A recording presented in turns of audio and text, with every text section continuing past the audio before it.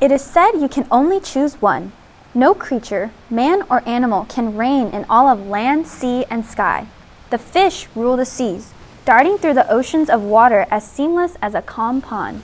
The birds rule the skies, gliding through the oceans of air as smoothly as a northern wind. But that is it. The birds cannot swim through the water, nor can the fish fly through the air. Neither is man capable of both. He created planes to take over the skies, and yet never will a plane survive underwater. He created submarines to dive deep below, but never will it ascend to the clouds. To each his own domain, to rule and to reign and to forever remain. Or is it? It is said that there is one creature, one kind, who has tested both the waters and the air, only to rise in victory. Come, join us on this adventure.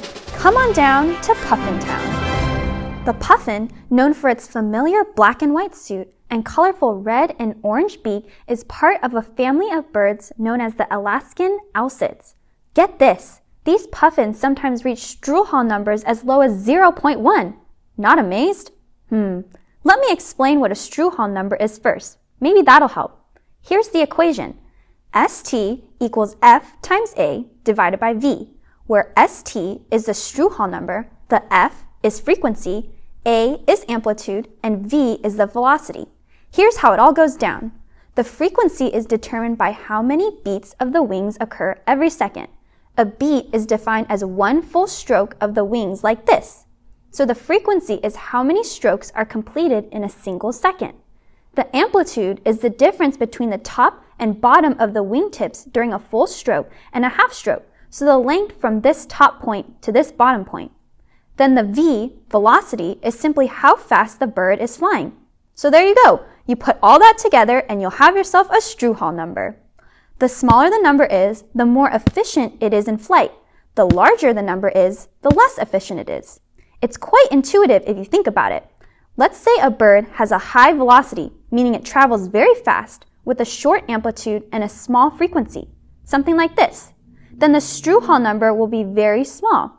However, if you have a very slow bird with large strokes that flap furiously, that isn't very efficient, now is it? So there you have it. The Struhal numbers, and typically both birds and fish, average Struhal numbers of 0.2 to 0.4. In terms of fish, you can apply the same idea. Just replace the wing strokes with the fishtails flapping back and forth. Now, back to our original discussion. The qualities of wings that allow for a low Struhal number in the air are obviously different than for one in the water. Just like how the wings of an eagle are quite different from that of the penguin, one allows for efficient flying in the air while the other allows for efficient swimming in the sea. But that is exactly why the puffin and all the other Alaskan owlsits are so awe-inspiring. They are able to maintain a Struhal number anywhere between 0.1 to 0.4 in the air and in the water. That's absolutely mind-boggling. Despite the difference in environment, Mr. Puffin changes up his stroke, his flapping speed, and even his velocity to maintain an incredible level of efficiency no matter where he is, whether he's soaring through the air or diving through the seas. Though we are astonished, evolutionists are surprised because they consider these two qualities to be opposed to one another. The evolutionists would conclude that due to a creature's need to be competitive for survival, a creature of the air should change to have greater air abilities. Thus, it will move farther and farther away from the sea and vice versa for the creatures of the sea. Yet that is not the case with the puffin, for it has mastered both air and sea. Those who believe in creation acknowledge that competition is not the determining factor for a creature's design. Rather, God has created each creature according to their kind. Marvel then at the completeness of God's design. He has intended the puffin to survive through life both in the air and in the waters, and thus God did not leave his creation incomplete. He designed the puffin in such a way to achieve an incredible level of efficiency in whatever arena the Lord has decided to place him in. So cool!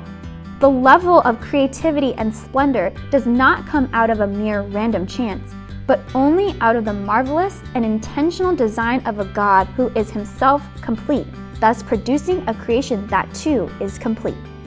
That's all the time we have for today, but we hope that puffins can cause you to praise our amazing God, because creation is cool, but the Creator is even cooler. See you next time!